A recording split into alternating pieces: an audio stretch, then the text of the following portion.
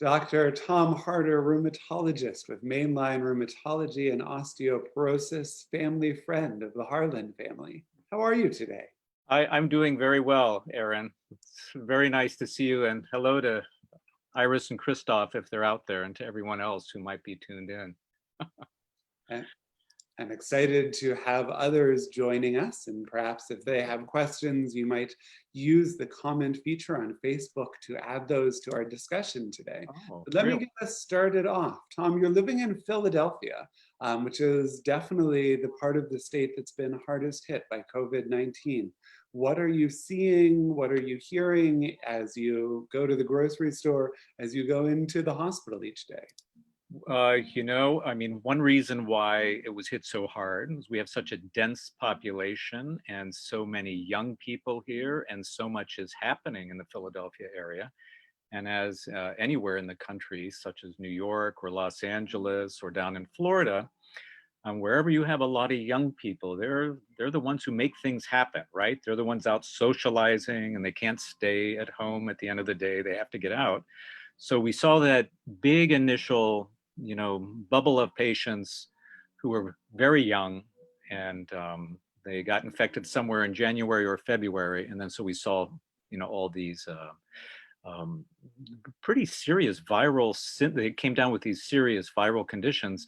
And as time has gone on and they've learned to socially separate themselves, we are now seeing older individuals becoming ill, those from the nursing homes and the retirement communities. And they're probably being infected by workers who come to those facilities. And where perhaps initially there may have not been as close scrutiny about the health of the providers in those settings. And so, it's changed. The demographics of the illness have changed. So that's in a broad, from a broad perspective, what we've seen. So it started off in one age group, now seems to have moved to another. In terms of seeing in the immediate area at the hospital is a quiet place right now. I'll be walking through the hallways and I will be the only one in that hallway. If I see another individual, another doctor, healthcare provider, it'll be in a darkened hallway because the doors are closed with signs about COVID transmission and so forth. And they'll have their head down and they'll be busy and zip right by me. And there isn't much communication between us as we're moving back and forth. It's very quiet. It feels very serious. So at the same time that's happening, at the front of the hospital, for example, where you enter the hospital, I see a tremendous group of employees who are checking patients as they come in. They're helping them adjust their masks. They're talking to them about viral transmission. They're taking their temperatures and hopefully giving them a sense of security about entering the hospital and reducing their own risk of acquiring the virus when they're seeing us or coming to the hospital to visit someone. So You're sharing with me before we began that as part, not the hospital-based side of your practice, but the building attached to it where you might see outpatients on a regular basis. And you have a number of screening questions that are helpful not only to keep you safe, but to really put into perspective how the virus is spread. Could you say a little bit more about those questions? sure, the questions are very basic questions about the symptoms of a virus. I will talk to my patients in hopefully a very calm manner. I'll ask them if they have a cough, they've had a fever, and I don't want to be too aggressive about it too quickly. And then I'll ask them if they've been checking their temperature at home.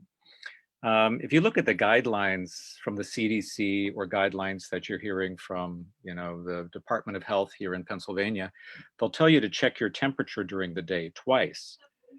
And I hear a voice in the other room there. Check your temperature. They're not all doing that. So I say, now, has somebody recently checked your temperature?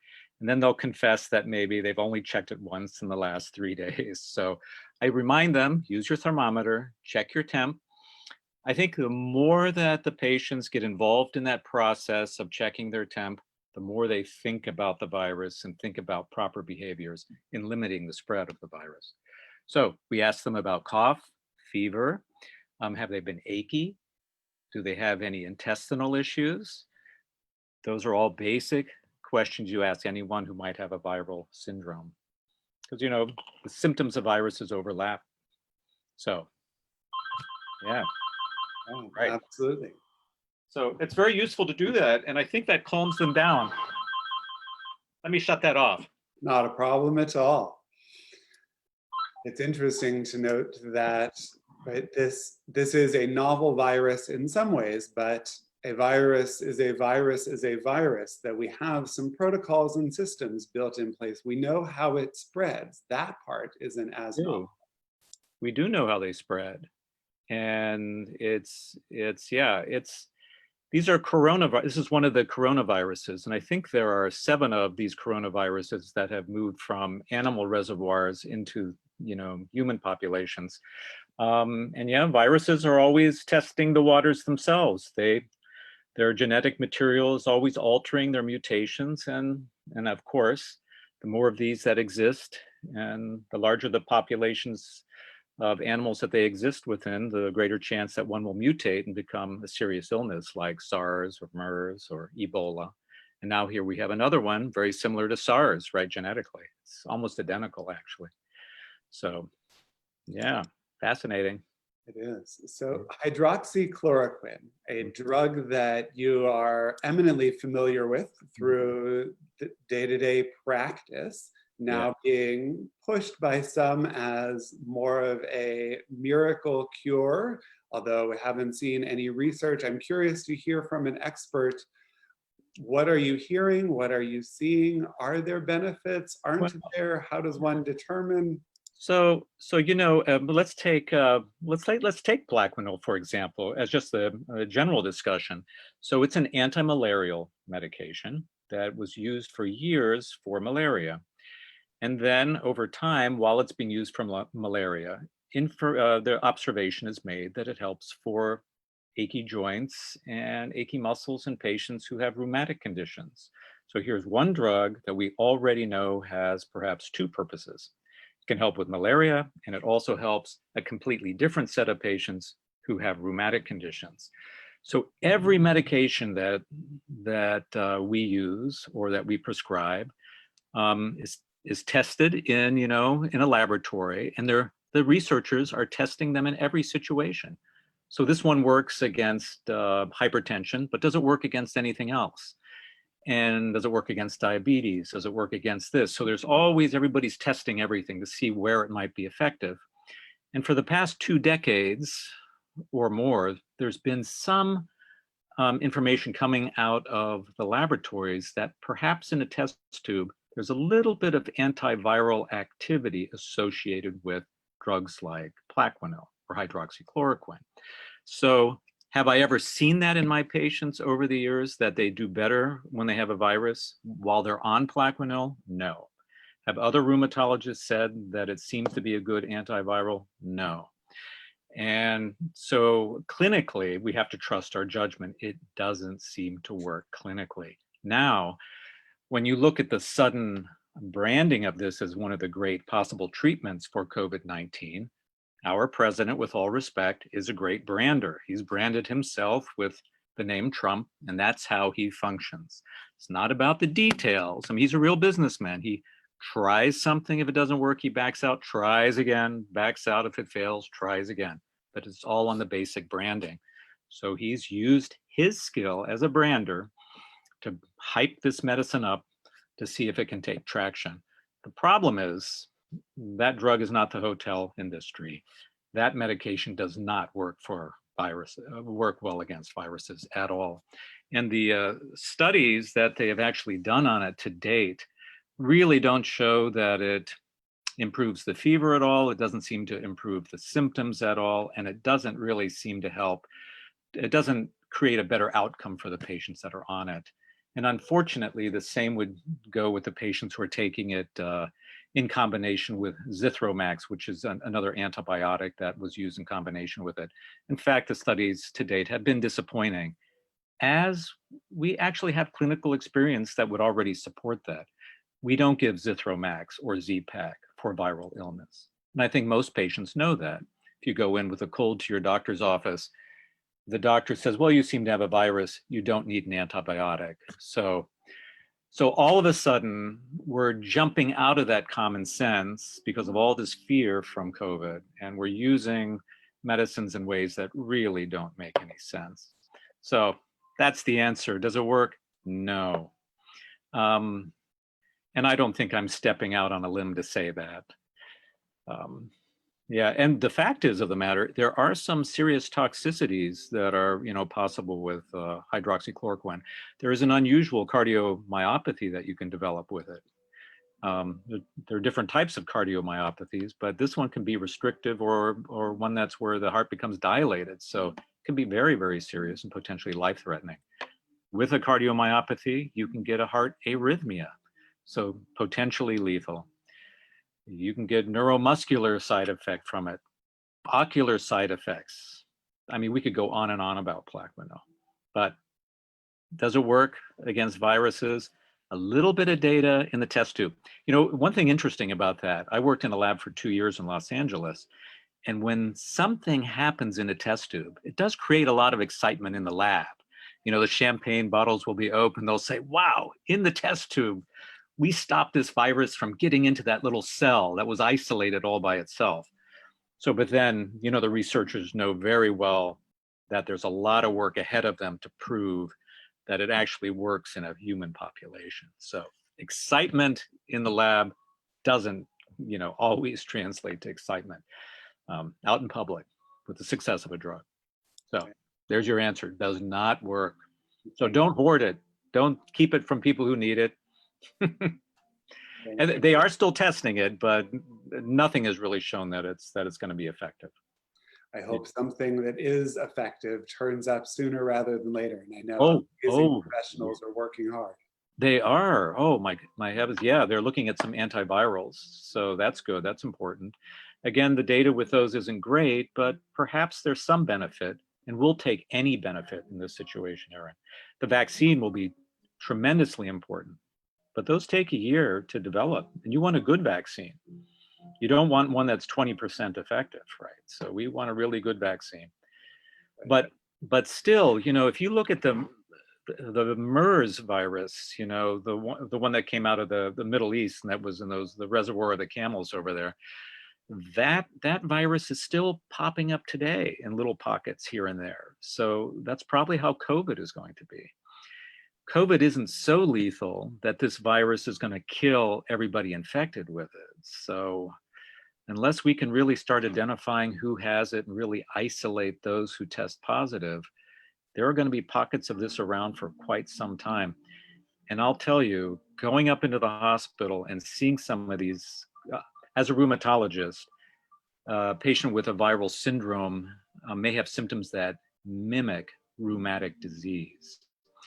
And so because the testing is actually not that good at picking up every case, there are patients with COVID who test negative. There are many reasons why that might be happening. But so I'll be called up to see somebody who's clearly a COVID patient, and they are as sick as any group of patients I have ever seen. 2 to 3 weeks of just intense inflammation from a viral illness. With the flu, we may see 2 to 4 days of intense illness, and then the patient starts to recover and convalesce. But with this, it's so unpredictable.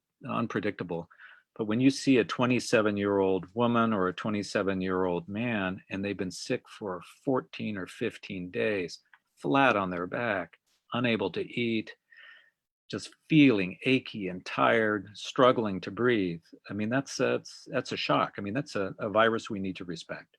So I hope my rambling answer was, that's my perspective. Yeah. I appreciate it. We've had a question from someone who is watching. The challenge is I'm going to ask a question to a doctor from a doctor. Okay. By intermediaries. So please, hopefully I can at least get close enough that you understand what is being talked about. Sure.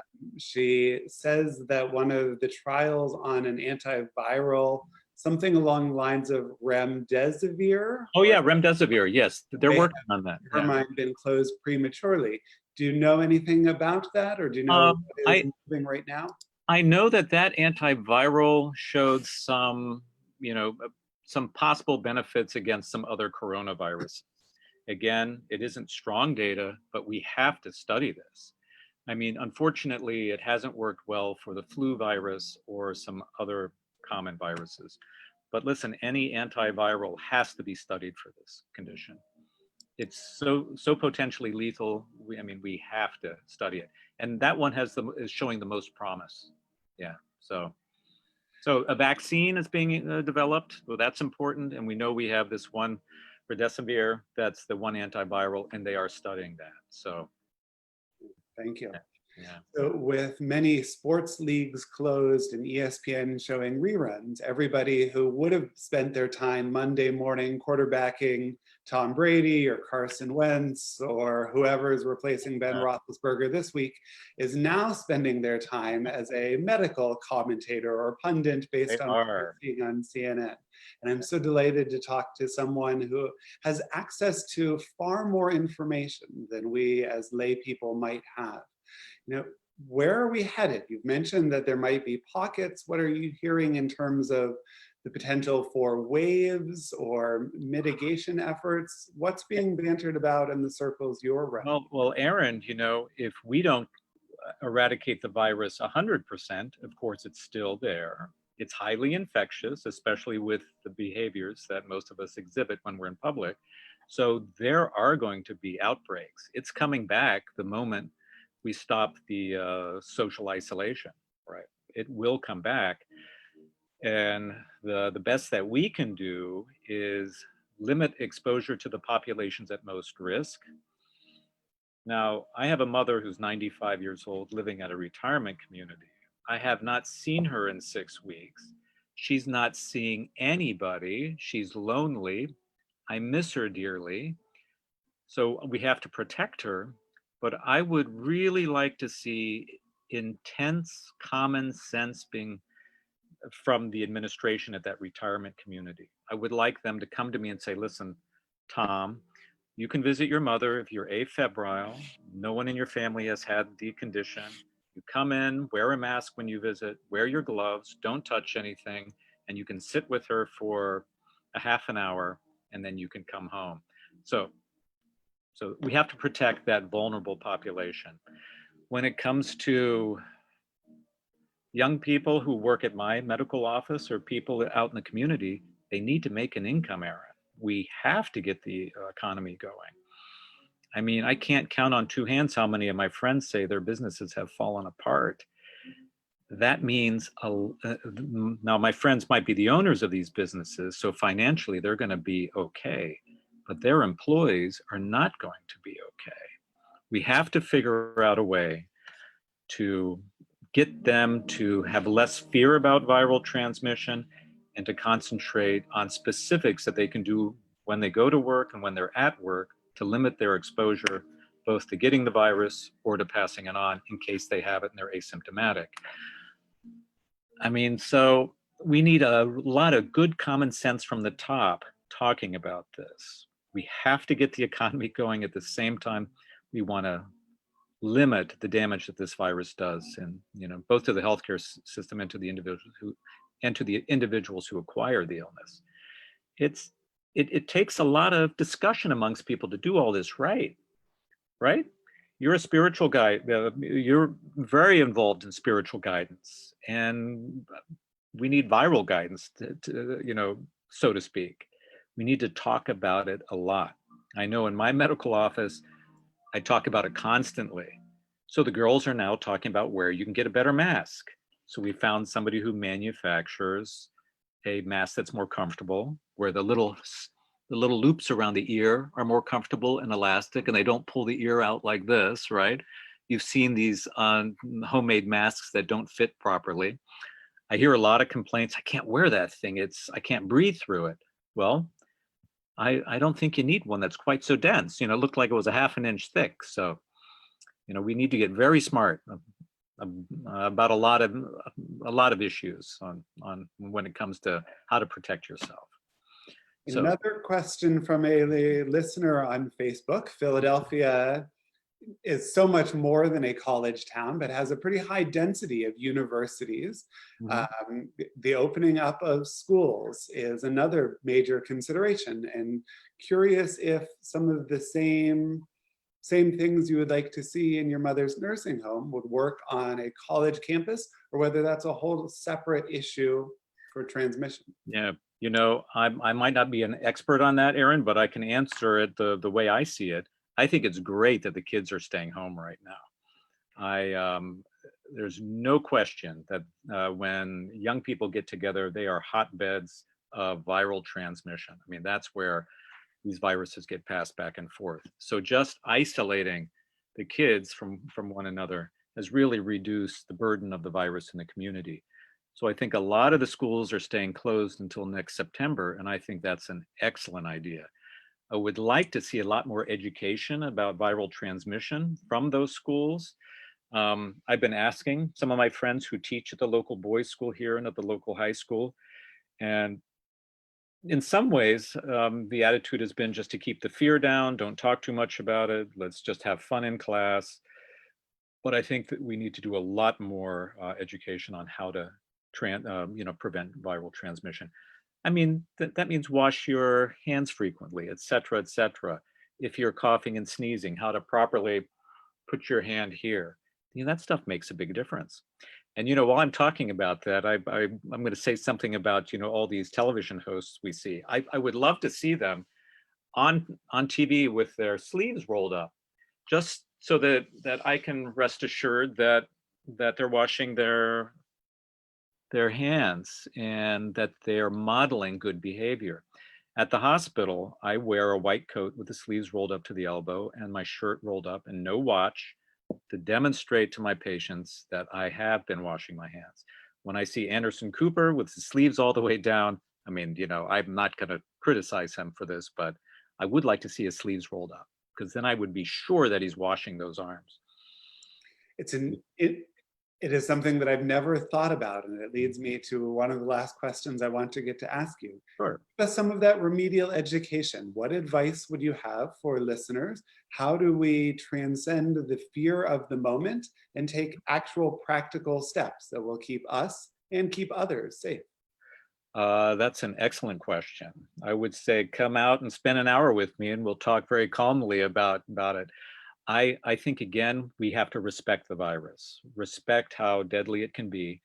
And so, um, you know, it's good common sense stuff. Remember that the virus gets in through the eyes, nose, and mouth. I have a little YouTube channel, and I haven't put too many videos up, but I did talk about my father on one of those little YouTube sessions that I did. And one day when he was a doctor. He worked for 50 years in Southern Ohio along the Ohio River in a town called Gallipolis. Some of you may know that small town. But I asked him about an observation I had, that he had never been sick in 50 years. And he quickly said, well, that's interesting that you noticed that. But when I was studying at the Cleveland Clinic, one of my professors said, listen, if you guys don't want to get sick, don't touch your eyes, noses, or mouths. My father looked at me and said, it was really tough, but it took me 2 weeks to learn not to touch my eyes, nose, and mouth. And then I said, well, what about doorknobs, door handles? And he turned his hand over and he had a little Kleenex in his hand. And he said, I've never touched a doorknob in 50 years or a door handle. And listen, he was gregarious, social. And so that's very practical advice. And he took it so seriously. He said, if I'm not here for my patients, they're not going to get the care that I can provide. He lived to be a doctor. It was his life.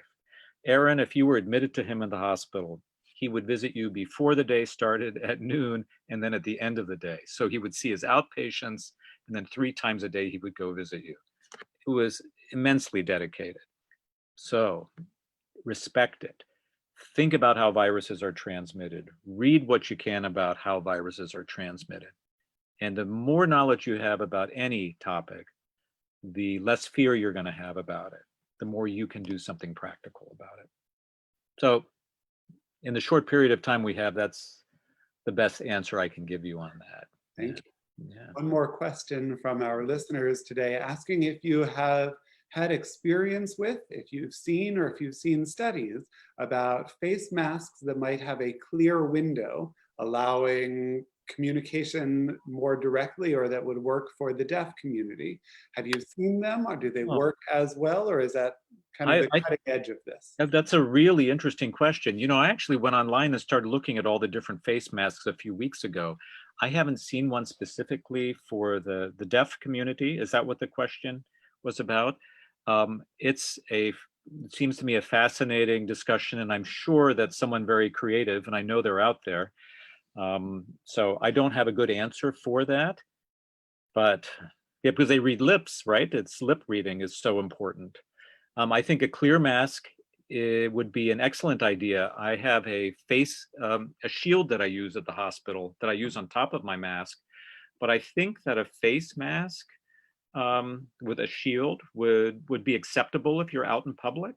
We just want to break up the aerosolized spray. So if you're asymptomatic, your chance of infecting someone is low to begin with. If you're asymptomatic, it's a real chance, but it's a low risk. And if you have a facial shield that is clear, there is no reason to think that that wouldn't work. I think it would be effective. So yes, a clear shield should work. It makes good common sense. If you sneeze behind one of those, you're going to sneeze right against that shield, and the aerosolized droplets are going to go against the back of that. So I think that our deaf population, I mean, these are available. And have you seen a welder's shield comes over? I mean, they can fold these down and they actually come, you know, to the top of the chest, cover the sides of the face. It's almost like a space helmet. That would be another option. And they're nice because you can, as soon as you get within 6 feet of someone, you could actually sort of rotate it down right over your face. So I haven't seen anything like that, but I did go online and check out the welder's masks.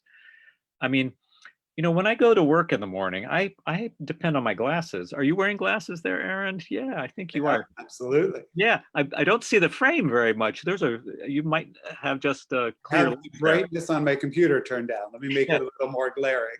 yeah. So when I wear that mask, my glasses are fogged up as I'm walking into the hospital. So especially if we've been walking through the rain. So I think for the deaf population, they don't need to be disheartened. Get one of the clear shields and use that.